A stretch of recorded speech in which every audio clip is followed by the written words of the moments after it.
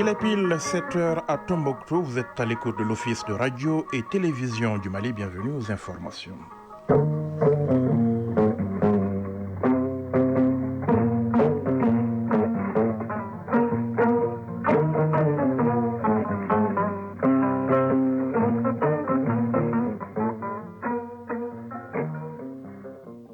Le journal Yaya Konaté. Dans l'actualité de ce lundi 5 mai 2025, le dialogue des civilisations du désert au centre d'une conférence internationale tenue à Tombouctou. Des chercheurs et universitaires de plusieurs pays étaient réunis dans la cité mystérieuse pour parler de manuscrits anciens et pas seulement. Il s'agissait de faire revivre les relations historiques entre Tombouctou au Mali et Ghadamès en Libye. L'ONG Think Peace, à travers ses projets, initiera des activités génératrices de revenus pour les jeunes et les femmes dans la zone du Liptako-Gourma, des activités de promotion de la paix et de la cohésion sociale. Ses responsables étaient devant la presse ce week-end.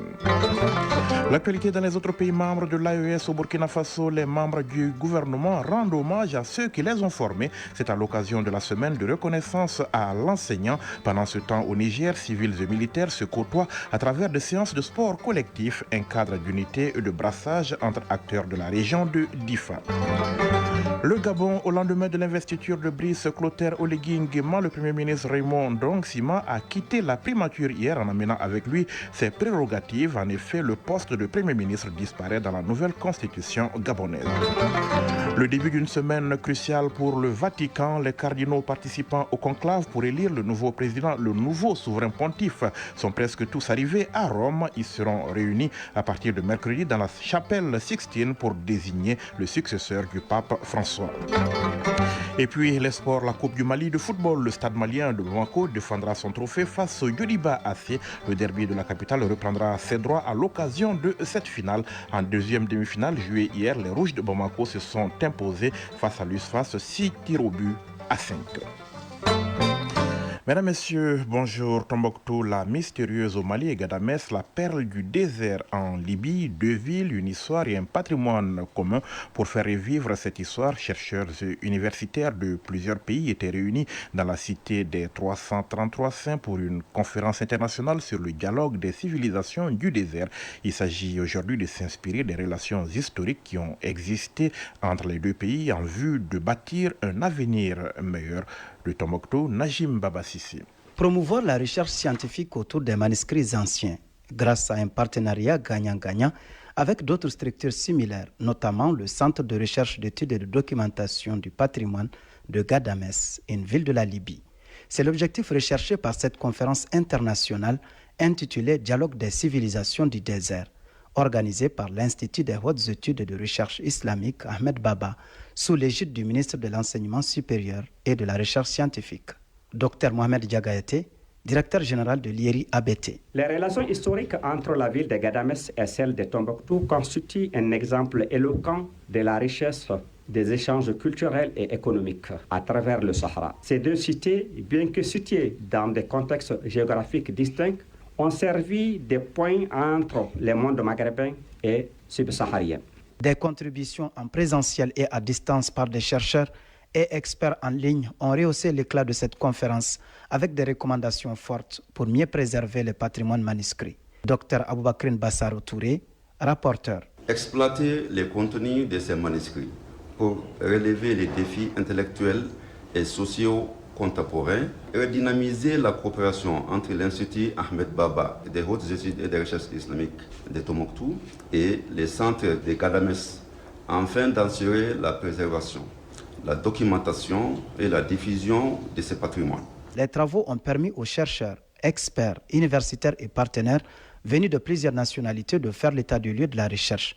Mokhtar Hupa, directeur du Centre de recherche d'études et de documentation du patrimoine de Ghadamès. Vraiment, cette conférence a été un grand succès pour nous. Abdoulaye Sissé, chargé d'éducation à UNICEF. Pour nous, ces deux villes symbolisent tout ce que l'UNESCO cherche, c'est-à-dire des villes qui sont capables de faire vivre ensemble une diversité culturelle, une diversité linguistique, une diversité sociale, et tout cela à mettre ça en harmonie et faire en sorte que les gens soient fiers de leur origine, mais aussi ouverts au monde. Contrôleur principal de police Bakoum Kanté, gouverneur de la région de Tombouctou. Cette conférence sur le dialogue des civilisations du désert cadre parfaitement avec la politique nationale de valorisation du patrimoine scientifique, culturel et historique du Sahel en général et du Mali en particulier. Un poème sur Tombouctou, la perle du désert. La remise d'attestations et des cadeaux à des personnalités, suivie d'une fatiha, ont mis fin à cette conférence internationale. Tombouctou, Najim Baba Sissé, Hassan Haïdara pour l'ORTN. Oui, Najim Baba Sissé, que l'on soit aujourd'hui en Libye ou au Mali, la paix demeure une préoccupation partagée. Elle est le combat de l'ONG Think Peace. Promouvoir la paix dans la zone du Liptako-Gourma passera donc, selon l'organisation, par la création d'activités génératrices de revenus pour les jeunes et les femmes à travers ces différents projets. Ces responsables étaient devant la presse pour dévoiler leur stratégie. Aïssata Saliou Maïga. À travers cette conférence de presse, les responsables de l'ONG Think Peace ont bien voulu partager avec les hommes de médias le bilan des activités réalisées entre septembre 2024 et mars 2025. Des activités qui ont concerné les localités de Gao, Ansongo, Menaka, Ségou, Koro, Bankas et Yorosso au Mali et dans les autres pays de l'AES, le Niger et le Burkina Faso. Abdoukola Boukoum, coordinateur national de Think Peace. Nous privilégions déjà la question de la prévention, la question de la réponse, mais surtout la question qui rentre dans le cadre de volet économique à travers l'accompagnement sur les questions de la réinsertion. Nos projets convergent vers effectivement cette dynamique qui consiste à répondre à ces questions-là avec l'implication des communautés à la base, mais surtout avec l'accompagnement de nos partenaires techniques et financiers qui nous permettent en réalité d'avoir non seulement ces résultats, mais également il est important de le rappeler avec notre partenaire phare qui est l'État. Occasion pour les responsables de Think Peace de se prononcer sur les activités des 6 mois prochains. Nous sommes en train de mener une étude dans ce sens qui consiste à amener non seulement les efforts collectifs au niveau des structures étatiques, mais au niveau communautaire, toujours accentuer aussi nos projets dans le cadre du respect des politiques qui ont été mises en place par l'État. Ces activités ainsi menées par l'ONG Think Peace au Sahel sont une contribution de l'organisation à soutenir les dirigeants de l'AES dans la lutte contre l'extrémisme violent et le terrorisme au Mali, au Niger et au Burkina Faso. 7h08 à Bamako, elles sont toutes les deux premières dames de la République, ex-premières dames donc de la République, grands témoins de l'histoire contemporaine du pays aux côtés de feu leurs époux, Madame Touré Lobo Traoré et Madame Keita Aminata Maïga ont reçu la visite du ministre de la Promotion de la Femme, de l'Enfant et de la Famille, une visite qui s'inscrit dans le cadre des préparatifs des États généraux de la promotion de la femme, de l'enfant et de la famille, Daouda Koné.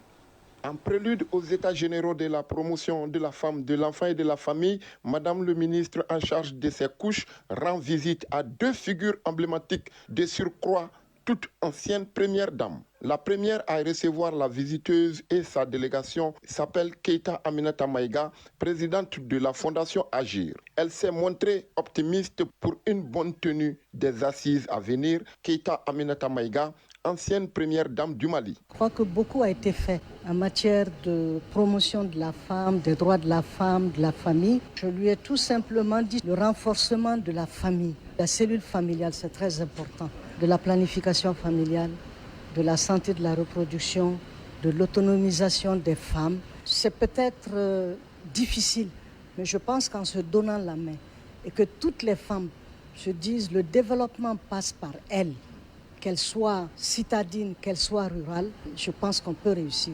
Pour la seconde étape de sa visite, la délégation a été reçue à l'ACI 2000 par Mme Touré Lobo Traoré, sage-femme de formation et présidente de la Fondation pour l'enfance. Elle n'a pas hésité à partager ses expériences avec le ministre Djara Djeneba Sanogo et à lui prodiguer des conseils. Cette approche inclusive pour la réussite des États généraux de la femme, de l'enfant et de la famille est une initiative du président de la transition, le général d'armée Assimi Goïta. Djara Djeneba Sanogo, ministre de la promotion de la femme, de l'enfant et de la famille. Bien vrai que le délai était assez juste, mais elles ont tenu à être avec moi. Elles ont toutes été disponibles. Elles ont donné des orientations, des bénédictions et des conseils et m'ont affirmé aussi leur disponibilité pour tout le long du processus de ces États généraux. La délégation ministérielle a saisi l'occasion pour remettre les termes de référence des États généraux aux deux anciennes premières dames, histoire d'attendre d'elles des contributions de taille pour la réussite de l'événement. À 7h10, voyons ce qui fait l'actualité hors de nos frontières au lendemain de l'investiture à la présidence de Brice Clotaire Oligui Nguema. Le chef du gouvernement gabonais, Raymond Dong Sima, a remis la démission de son équipe au chef de l'État, lui exprimant à cette occasion ses vœux chaleureux de réussite pour le septennat qu'il commence. Remercié pour son engagement exemplaire durant la transition par le nouveau président Brice Oligui Nguema, Raymond Dong Sima a quitté la primature hier en amenant ses prérogatives avec lui, le poste de Premier ministre disparaissant dans la nouvelle constitution gabonaise fortement présidentialiste. Le texte fait en effet du chef de l'État le détenteur de l'ensemble du pouvoir exécutif, bien que celui-ci doive malgré tout nommer un vice-président du gouvernement qui lui est rattaché, poste qui requiert à la fois du poids politique et une connaissance pointue de l'administration, alors que le gouvernement va devoir plancher sur plusieurs textes dont le découpage électoral et la loi sur les partis politiques. Tout juste intronisé à la tête de la nouvelle 5e République, le nouveau président doit procéder donc rapidement à une salve de nominations.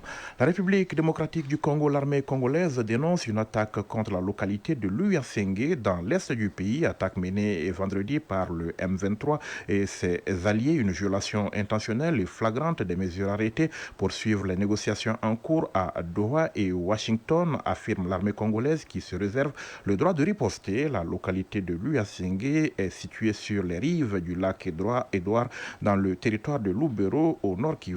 Plus au sud, des milliers de déplacés affluent à Bukavu dans la province du sud Kivu.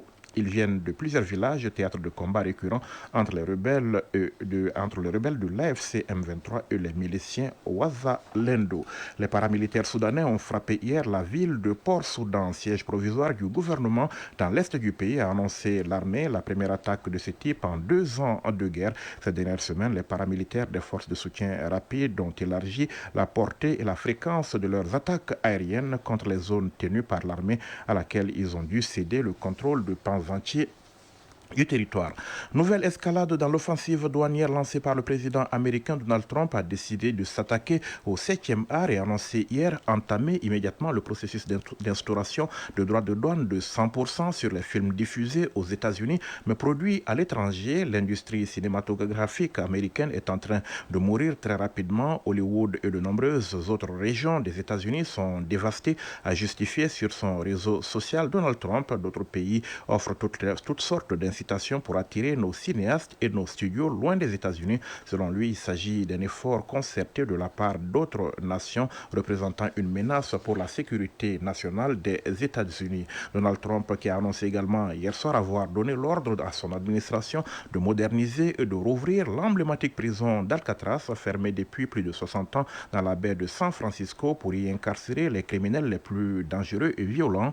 Trump estime en effet que la remise en fonction de l'établissement fermé en mars 1963 sera un symbole de loi, d'ordre et de justice. Avec cette dernière annonce, le président américain franchit une nouvelle étape dans la lutte contre la criminalité, un élément clé de son second mandat à la Maison-Blanche, l'établissement où avaient été emprisonnés les plus grands chefs de la mafia et notamment Al Capone a été fermé après seulement 29 ans de service en raison du coût de fonctionnement, des coûts de fonctionnement donc trop importants selon le bureau des prisons américains chargé de l'administration des prisons fédérales aux États-Unis.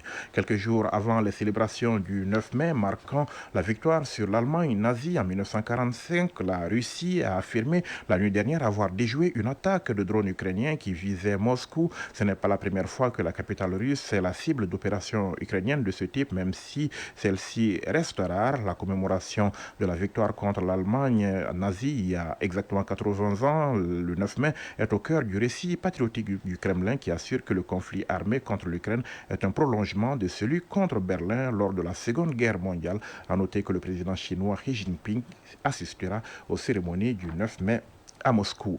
Début d'une semaine cruciale pour le Vatican. Les cardinaux participant au conclave pour élire le nouveau souverain pontife sont presque tous arrivés à Rome. Ils seront réunis à partir de mercredi dans la chapelle Sixtine pour désigner le successeur du pape François. Ils ne sortiront qu'une fois le pape élu, ce lundi 5 mai donc, après une pause hier, jour de célébration de messe. Les congrégations générales au cours desquelles les cardinaux se concertent pour choisir le pape se poursuivent. Demain mardi, une congrégation générale se tiendra le matin et une autre session aura lieu dans l'après-midi si nécessaire. Le conclave proprement dit débutera mercredi. Personne ne sait combien de temps il va durer.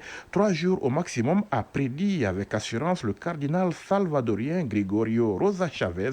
Les deux précédents papes, Benoît XVI et François, avaient été désignés en moins de 48 heures. À partir donc du deuxième jour du conclave, 2 tours de scrutin ont lieu le matin et 2 l'après-midi. Pour qu'un cardinal soit élu, il doit obtenir la majorité des 2 tiers requises, soit au moins 89 voix. Selon le règlement, si personne n'a été choisi après les 3 premiers jours, une pause de prière d'une journée s'impose pour les cardinaux.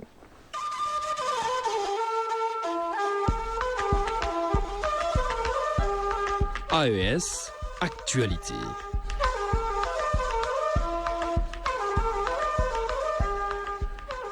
L'actualité dans les autres pays membres de la Confédération AES au Burkina Faso, à la faveur de la semaine de reconnaissance à l'enseignant, les membres du gouvernement ont rendu hommage à ceux qui les ont formés. Au-delà du geste symbolique, cet hommage collectif rappelle le rôle central que jouent les enseignants dans la construction d'une nation. C'est un dossier de la RTB Radio. Il est signé Guénoré Sidibé.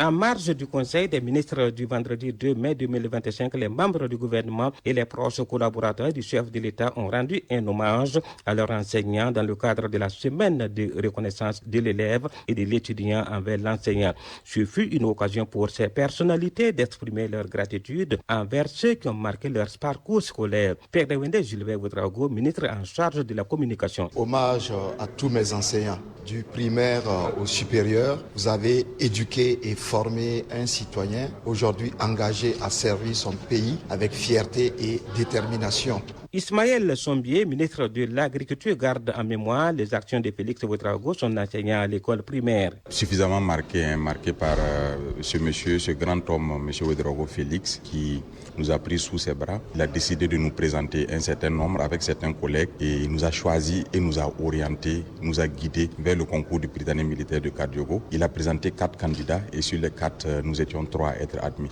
La ministre déléguée chargée de la coopération régionale, Stella Eldine Cabré, a eu une pensée spéciale pour sa maîtresse du primaire. C'était la maîtresse du primaire. Elle m'a accompagné comme une mère depuis le CP1 jusqu'au CE2. Vraiment, j'ai gardé un bon souvenir d'elle. Je lui suis vraiment très reconnaissante pour ce qu'elle a fait pour moi. Pour Mikaël Sidibé, ministre de l'Urbanisme, des Affaires foncières et de l'Habitat, Dr Aboubakar Savadogo est l'homme qui a impacté sa vie au cours de son parcours scolaire et universitaire. C'est avec beaucoup d'honneur que je marque ma reconnaissance au docteur Boubacar Savadogo pour son dévouement à faire de moi, comme bien d'autres de ma promotion, l'homme que je suis devenu. Au-delà du geste symbolique, cet hommage collectif rappelle le rôle central que jouent les enseignants dans l'édification d'une nation éclairée et responsable. À travers la semaine de reconnaissance, c'est toute la société qui est invitée à regarder avec respect et admiration ces figures clés de notre développement humain.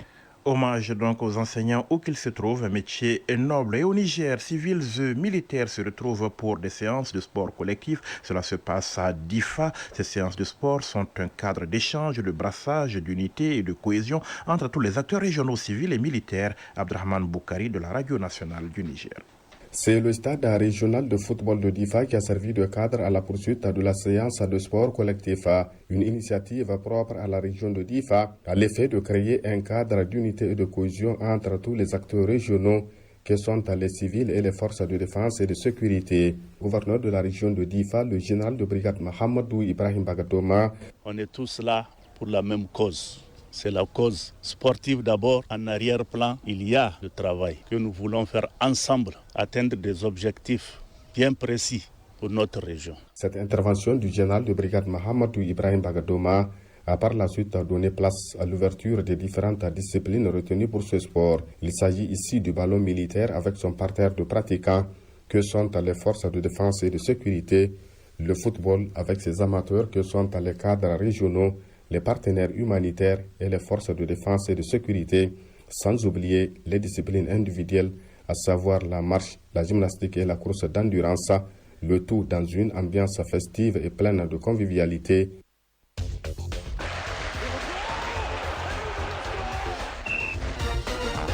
L'actualité des sports, la Basketball African League, la conférence du Sahara a pris fin hier au Sénégal. Monastir et Petro Atlético se sont qualifiés. En foot, la CAN des moins de 20 ans, l'Égypte 2025 se poursuit donc. La deuxième journée continue cet après-midi avec les rencontres Centrafrique, RD Congo et Ghana-Sénégal. Mais commençons par la Coupe du Mali de football. Le Stade malien connaît désormais son adversaire pour la finale. Il s'agit du Djoliba AC, tombeur hier de l'USFAS au tir au but, 6 buts à 5. Résumé de l'actualité sportive, Isaac Tchenou. Coupe du Mali de football. On connaît depuis hier les finalistes de la 64e édition. Il s'agit du Sabra de Bamako et du Djoliba. Le Djoliba a rejoint hier son rival de tous les temps en venant à bout de l'USFAS à l'issue des tirs au but. Le Djoliba a reçu 6 tirs contre 5 pour l'USFAS. À l'issue du temps réglementaire et des prolongations, le score était de 0 but partout. Déjà samedi, le Sabra de Bamako a obtenu sa qualification pour la finale. Les Blancs de Bamako se sont défaits difficilement 1 but à 0 du FC Diarra à l'occasion de la première demi-finale. Tenant du titre, le Sabra de Bamako défendra son trône jusqu'au bout. La finale de cette Coupe du Mali se jouera le 3 juin prochain. CAN des moins de 20 ans, Égypte 2025. Cet après-midi, la Centrafrique jouera contre la RD Congo à 15h. Le match Centrafrique-RD Congo se jouera à Nussia Stadium d'Ismaïlia. À égalité parfaite de points avec le Sénégal et le Ghana, 1 point. Tout est à refaire dans ce groupe C pour les deux voisins géographiques que sont la Centrafrique et la RDC. Pour rappel, les Centrafricains ont fait un jeu égal avec le tenant du titre, le Sénégal, 1-1 durant la première journée. Idem pour la RD Congo face au quadruple champion d'Afrique ghanéen. Un succès placerait le vainqueur en bonne posture pour la qualification en quart de finale. Le vaincu à l'inverse n'aura plus son destin en main et devra impérativement s'imposer lors de la troisième et ultime journée et pour espérer rallier le tour à élimination directe. Juste après, le Ghana aura affaire au Sénégal tenant du titre. Ce match dans ce groupe C extrêmement serré où toutes les équipes comptent actuellement un point, je le disais. Dans cette phase de groupe à suspense, les deux premiers de chaque poule ainsi que les deux meilleurs troisièmes accèdent à la phase à élimination directe. Hier, le Maroc a partagé les points du nul vierge avec le Nigeria sur la pelouse du stade du 30 juin au Caire. Les Lionceaux de l'Atlas se calent ainsi après leur victoire acquise en ouverture face au Kenya 3-2. Mercredi prochain, un nul suffira aux Lionceaux de l'Atlas contre la Tunisie lors de l'ultime journée pour accéder au quart de finale. Idem pour le Nigeria face au Kenya, d'ores et déjà éliminé. Et les Aiglons de Carthage ont gagné par 3-1. Cette victoire relance la Tunisie dans la compétition avant le duel maghrébin face au Maroc. Le Kenya est quasiment éliminé de la compétition avant d'affronter l'ogre nigérian. Athlétisme Ligue des Diamants à Shanghai. Lors de l'étape de la Ligue des Diamants, Jessica Ngebaï n'a pas trouvé son rythme en fin de course et termine à une modeste 6e place avec un chrono de 22 secondes 88 centièmes. Placée dans le couloir 6, la sprinteuse ivoirienne de 26 ans a semblé peiner à accélérer dans les derniers mètres, perdant du terrain face à ses concurrentes. Sa compatriote Mondoubou Kone a elle aussi vécu une course difficile, terminant 9e et dernière en 23 secondes 81. La victoire est revenue à l'américaine Anavia Battle qui a signé un impressionnant 22 secondes 38 centièmes, son meilleur temps cette saison. Prochain objectif pour les deux Ivoiriennes, les relais mondiaux d'athlétisme à Guangzhou dès le week-end prochain. Basketball African League pour terminer. La conférence du Sahara a pris fin. Monastir et Pedro Atlético sont directement qualifiés. Criol Star reste en vert. Hier, lors de la dernière journée, Criol Star du Cap-Vert l'a emporté devant Pedro Atlético d'Angola 71-69. Victoire de Monastir de la Tunisie face à Ville de Dakar du Sénégal 77-66. Ville de Dakar est éliminé. Le président du Haut Conseil des collectivités convie l'ensemble des conseillers nationaux à prendre part à la première session ordinaire de l'institution qui se tiendra ce lundi 5 mai au 3 juin à son siège à Bamako. La cérémonie d'ouverture de cette session est prévue à partir de 16h dans la grande salle des plénières de l'institution, mise en place terminée à 15h30. Le président du Haut Conseil des collectivités sait pouvoir compter sur la présence effective de tous. Et puis, la sagesse populaire qui nous enseigne que l'abeille qu'on met de force dans la ruche ne fera pas de miel.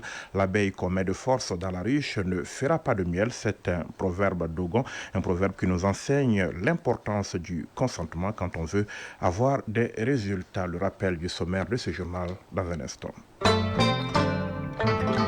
Le dialogue des civilisations du désert au centre d'une conférence internationale tenue à Tombouctou, des chercheurs et universitaires de plusieurs pays étaient réunis dans la cité mystérieuse pour parler de manuscrits anciens et pas seulement. Il s'agissait de faire revivre les relations historiques entre Tombouctou au Mali et Ghadamès en Libye. L'ONG Think Peace, à travers ses projets, initiera des activités génératrices de revenus pour les jeunes et les femmes dans la zone du Liptako-Gourma, des activités de promotion de la paix et de la cohésion sociale. Ces responsables étaient devant la presse ce week-end. L'actualité dans les autres pays membres de l'AES au Burkina Faso, les membres du gouvernement rendent hommage à ceux qui les ont formés. C'est à l'occasion de la semaine de reconnaissance à l'enseignant. Pendant ce temps, au Niger, civils et militaires se côtoient à travers des séances de sport collectif, un cadre d'unité et de brassage entre acteurs de la région de Difa. Le Gabon, au lendemain de l'investiture de Brice Clotaire Oligui Nguema, le Premier ministre Raymond Dong Sima a quitté la primature hier en emmenant avec lui ses prérogatives. En effet, le poste de Premier ministre disparaît